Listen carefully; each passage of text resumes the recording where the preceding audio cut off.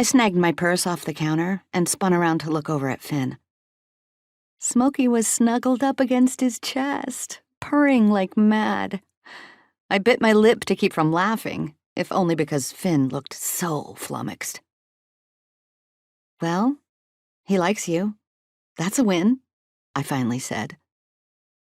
As if he'd suddenly discovered he'd made a fool of himself, Smokey bolted from Finn's arms and over to the windowsill. I hadn't realized I'd secretly hoped Finn would be wearing his uniform. I didn't know what that said about me, although I had to admit he looked just as delicious in his faded black jeans. His muscled legs outlined through the worn fabric and his loose button-down shirt. His shoulders filled it out quite nicely.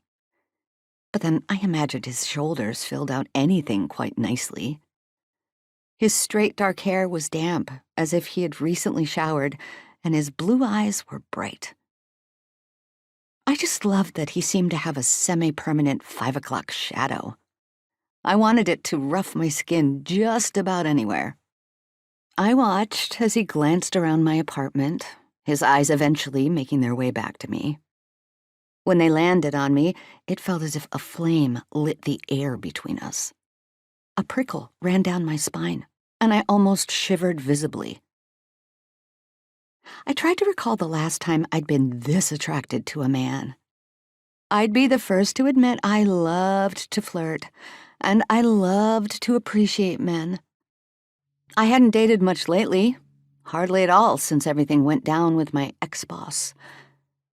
Oh, that wasn't the only thing that sent my dating life down the tubes. It happened when my mom was dealing with breast cancer. After she lost the battle, I was depressed and broke because I was looking for a job. Dating had been the last thing on my mind. I'd gotten past the grief about my mom, yet I hadn't quite gotten back into the swing of dating. I still enjoyed flirting and appreciated a handsome man as much as the next woman, whatever that meant. I found it endlessly amusing that I happened to have an in with an entire team full of sexy guys with the Seattle Stars soccer team. With Zoe married to Ethan, I'd gotten to know his friends as well. Not a single one of those guys who had fan pages and the like did a thing for me. I could dispassionately appreciate them, yet nobody got to me like Finn.